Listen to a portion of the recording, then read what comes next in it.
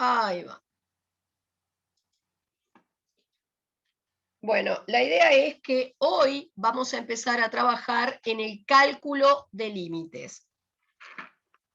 Ustedes recibieron una serie de material PDFiado que tienen en la plataforma y obviamente ese material ustedes lo van a tener que ir bichando, leyendo.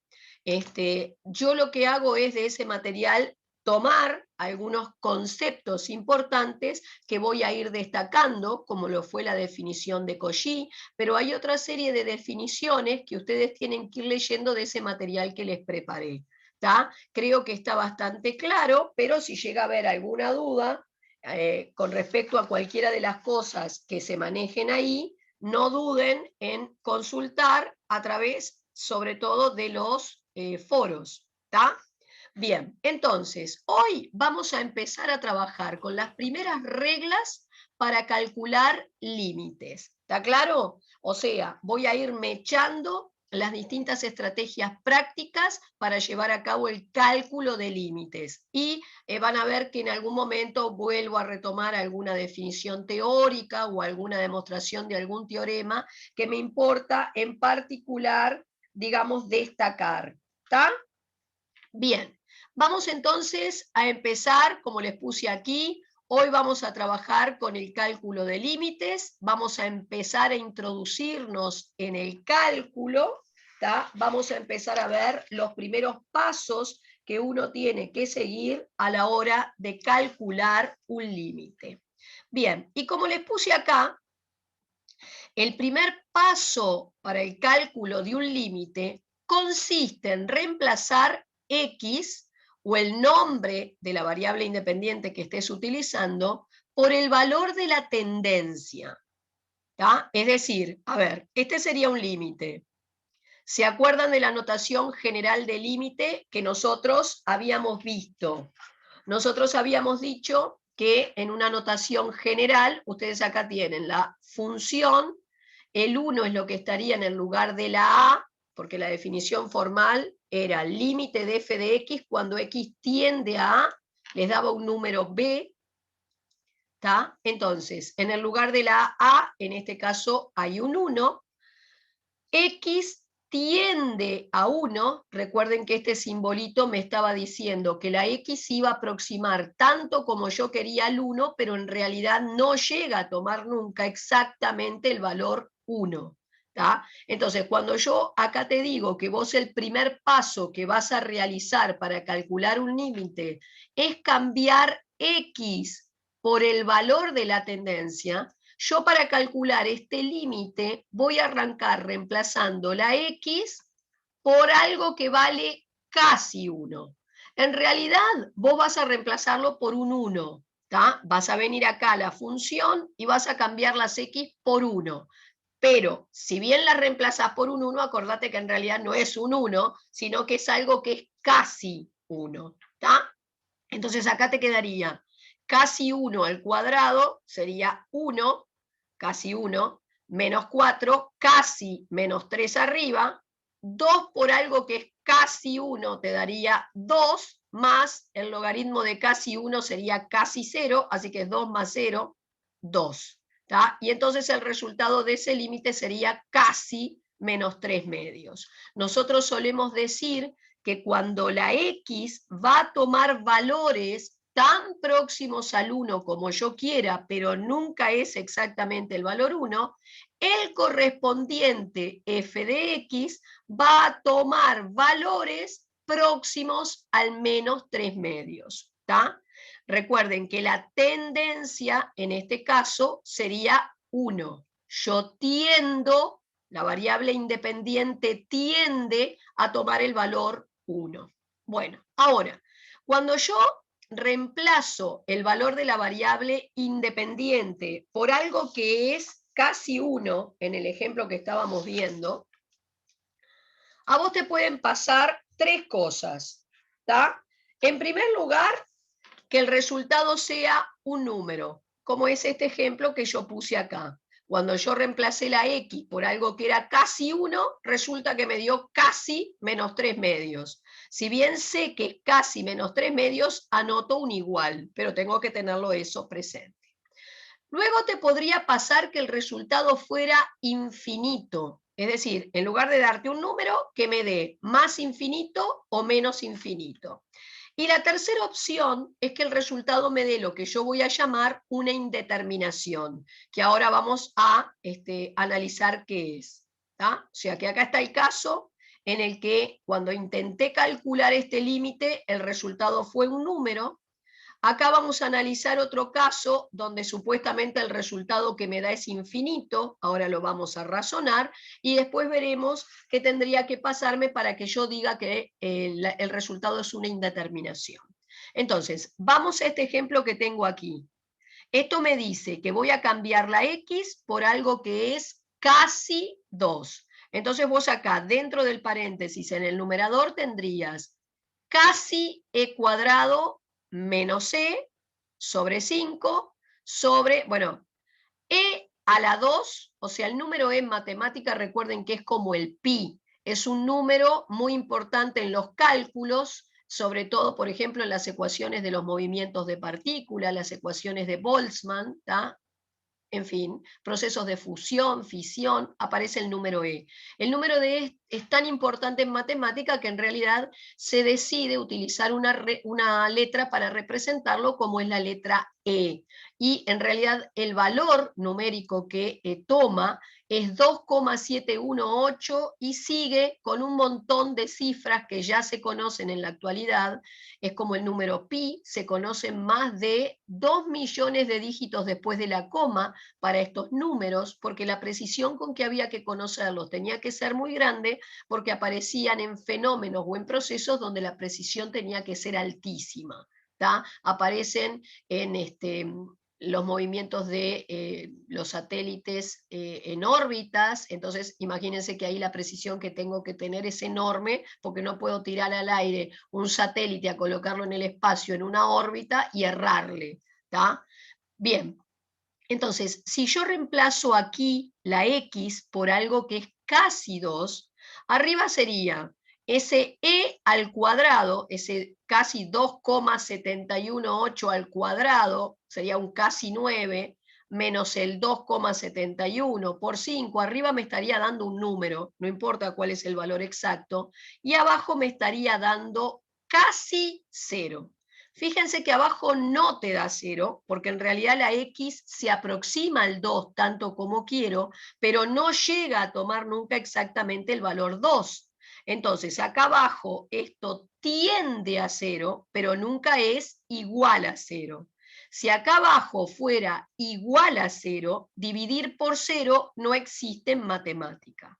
Pero cuando esto es casi 0, no llega al 0, cuando uno tiene un número dividido algo que es casi 0, el resultado es infinito. Prueben a hacerlo. Si ustedes dividen un número, cualquier número, yo le llamé en general K, por algo que es muy, muy, muy, muy pequeño, tiende a 0. O sea, si vos tomás, por ejemplo, que la K fuera un 1 y lo dividís entre 0,000001, vas a ver que el resultado de esa cuenta es enormemente grande.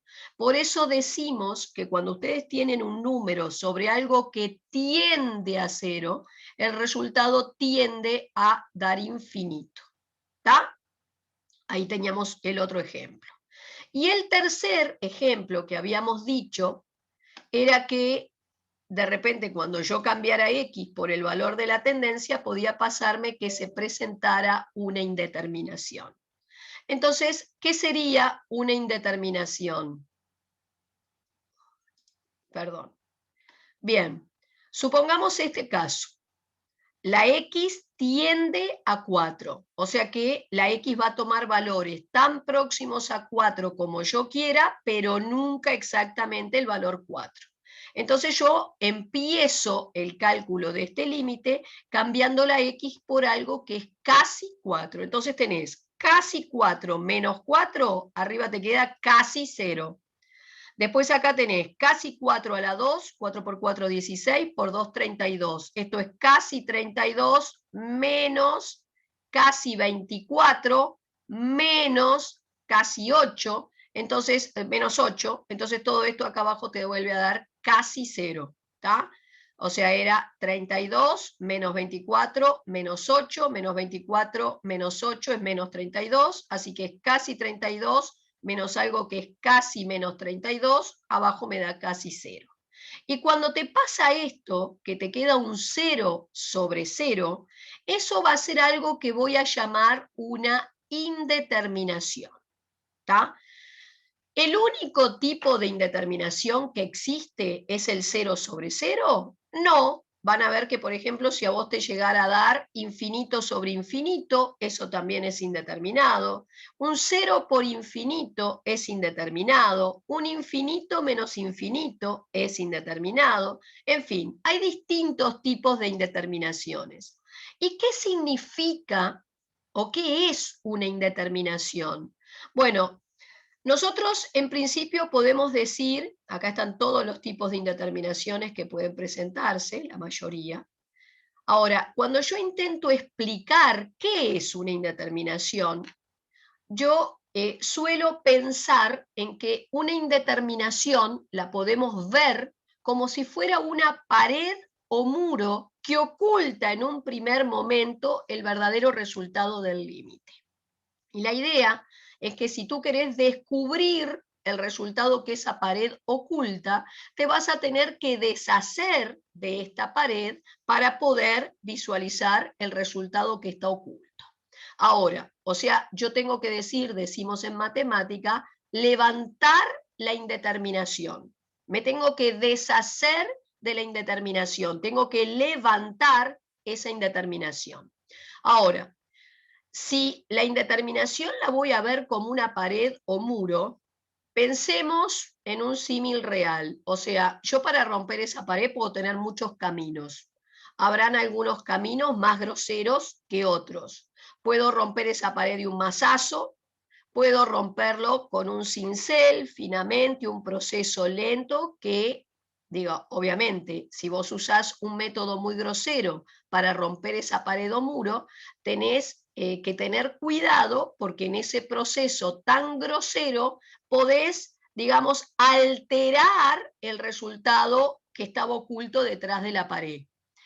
Sí, lo conveniente siempre es usar entonces un método que sea lo más meticuloso posible, o sea, el método que sea más propicio para romper ese tipo de pared y asegurarme que no voy a alterar el resultado que está oculto atrás, ¿tá? O sea, si yo le doy un mazazo a la pared, la rompo, sí, bárbaro, pero capaz que lesionaste el resultado que estaba atrás y llegás a un resultado que en realidad no era exactamente el correcto.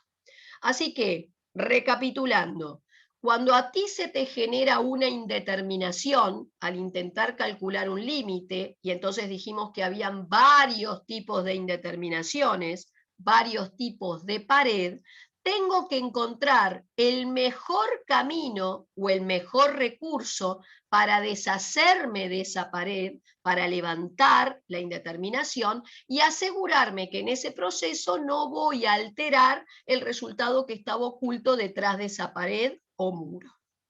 Entonces, vamos a ir viendo que para los distintos tipos de indeterminaciones que existen y las distintas formas en que estas son generadas, vamos a tener métodos particulares que me aseguren a mí que son el mejor método y que no voy a alterar al aplicarlo el resultado que ocultaba la indeterminación. Entonces, yo voy a empezar por trabajar con las indeterminaciones del tipo 0 sobre 0 que fueron generadas por un cociente de polinomios, ¿tá? Hoy voy a trabajar en esas indeterminaciones 0 sobre 0 que cuando voy a bichar cómo fueron generadas por un cociente de polinomios, ¿tá? Muy bien. ¿Cómo se levanta entonces o cómo me deshago de esa indeterminación? Voy a utilizar lo que se llama el método de Descartes. ¿Y en qué consiste el método de Descartes? Descartes me dice que cuando yo me enfrente a este tipo de indeterminación, factoree lo más que pueda numerador y denominador de la expresión, que al hacerlo seguramente se vislumbre alguna simplificación que podamos hacer en la expresión y que termine por levantar o permitirme deshacerme de esa indeterminación.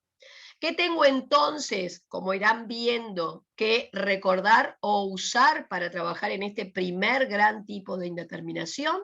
Tengo que recordar todo lo que tenía que ver con cómo se factorizaban expresiones polinómicas, teorema de la descomposición factorial, que me estaba diciendo que para factoriar una expresión polinómica yo necesitaba haberle determinado a esa expresión sus raíces. Ergo, si voy a tener que determinar raíces de un polinomio, voy a tener que tener presente o haber repasado, bueno, lo que decía el teorema de las raíces evidentes, lo que decía el teorema de la raíz racional, valerme de un Ruffini auxiliar para ir bajando de grado esas expresiones polinómicas y llegar a descubrir todas las raíces que esas expresiones tienen. ¿Está?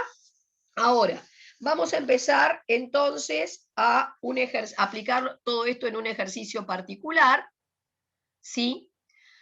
Acá me piden calcular el límite cuando x tiende a 1 de un 6x3 más 6x2 menos 12x sobre 3x2 menos 3. ¿Tá? Voy a calcular este límite.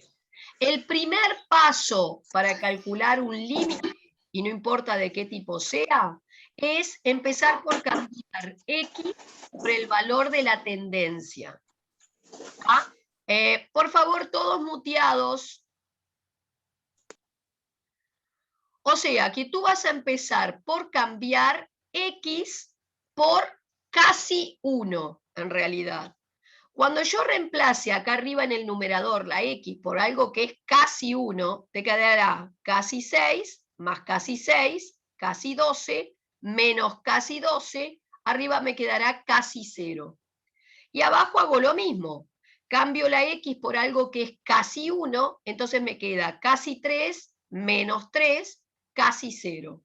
Acabo de generar un 0 sobre 0, una indeterminación, y cuando voy a revisar cómo se generó esta indeterminación, me encuentro que fue generada por un cociente de polinomios. Entonces, cuando tenés un 0 sobre 0 que fue generado por cociente de polinomios, sabés que para levantar esa indeterminación vas a recurrir al método de Descartes. Y Descartes te pide que empieces por factorizar al máximo numerador y denominador de la expresión. Entonces yo voy a arrancar con mi numerador, lo voy a sacar del ejercicio y voy a tratar de factoriarlo. Vamos a recordar que factorizar o factoriar un polinomio implica llegar a escribirlo como un solo término que sea el resultado de multiplicar entre sí dos o más factores. Y para entonces escribirlo como un solo término, que era el resultado de dos o más factores, yo necesito visualizar cuáles son las raíces de esa expresión. Como yo les decía, vamos a ir recordando algunas cosas que trabajamos en polinomio el año pasado, como por ejemplo, tú vas a tomar el numerador y lo vas a igualar a 0 porque querés hallarle sus raíces.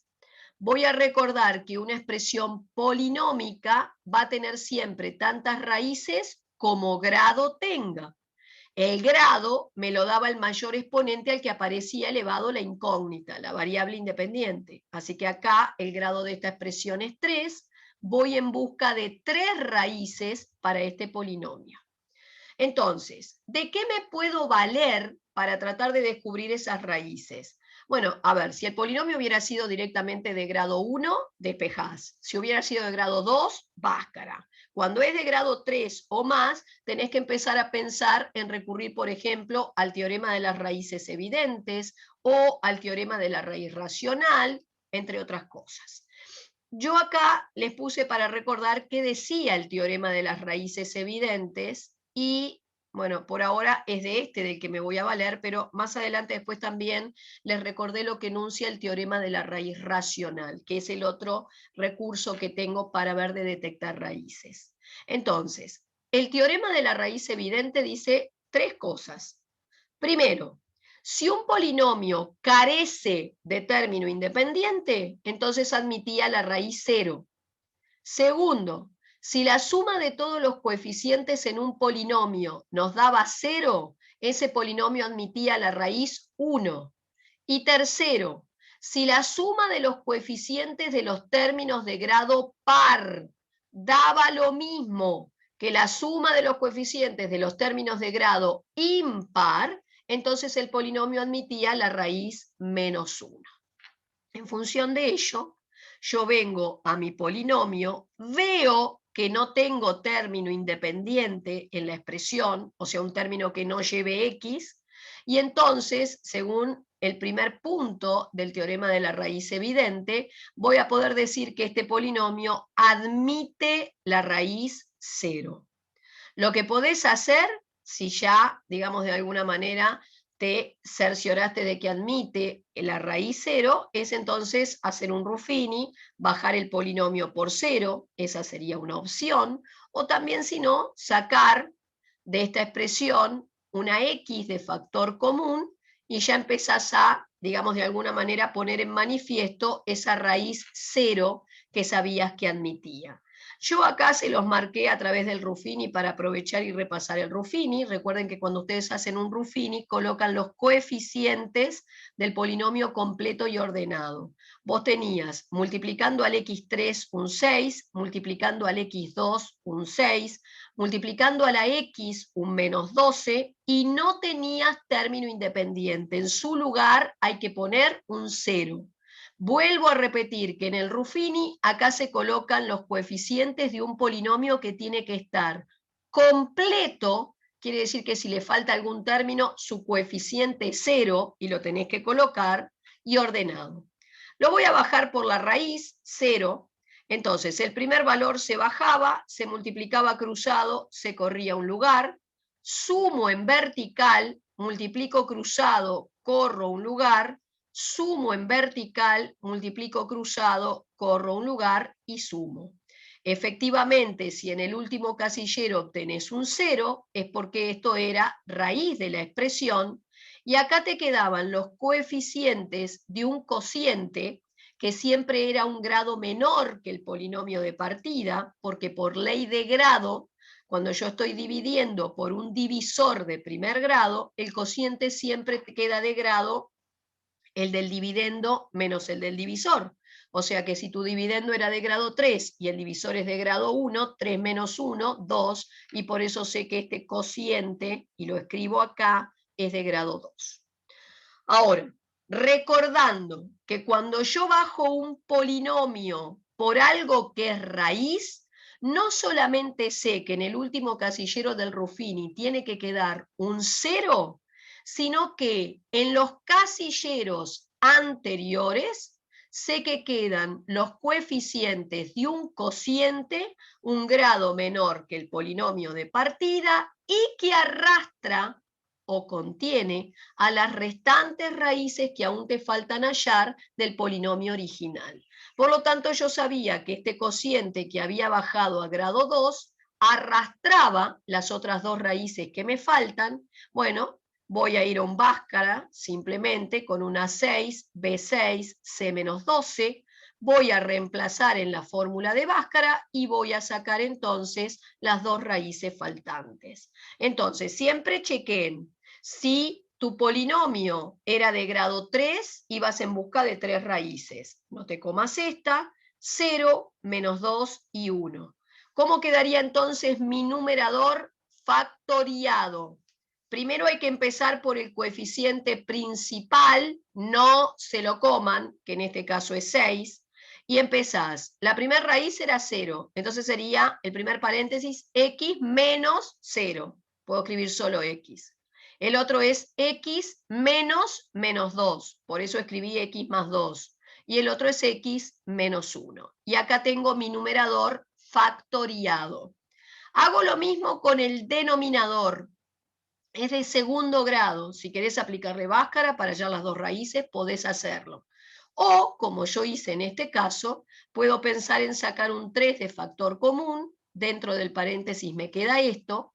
Pero esto que me quedó acá, que todavía admite factoriarse más, fíjense que en realidad lo pueden ver como una resta de 2 cuadrados.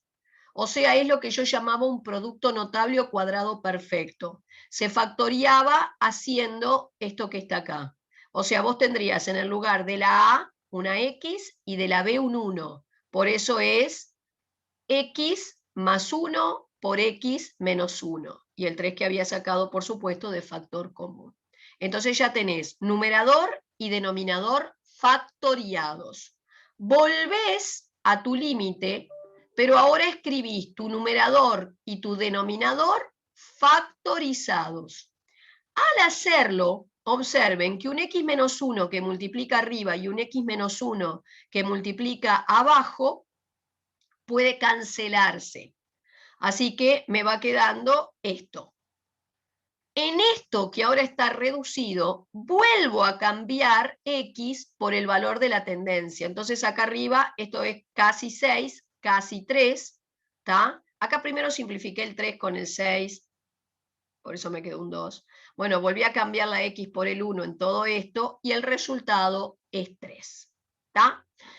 O sea que, como decíamos, 0 sobre 0 generado por cociente de polinomios se va a levantar por el método de Descartes. Siempre cuando intentás factorizar numerador y denominador, vas a tener que poder hacer alguna simplificación, ¿tá? Que era la, digamos, responsable, en parte entonces, este factor común en el numerador y en el denominador era el responsable de haber generado la indeterminación. Cuando vos te deshaces de él, se supone que te habrás deshecho del problema de la indeterminación, habrás conseguido descubrir el resultado que estaba atrás de ese muro, que aparentemente era un 3.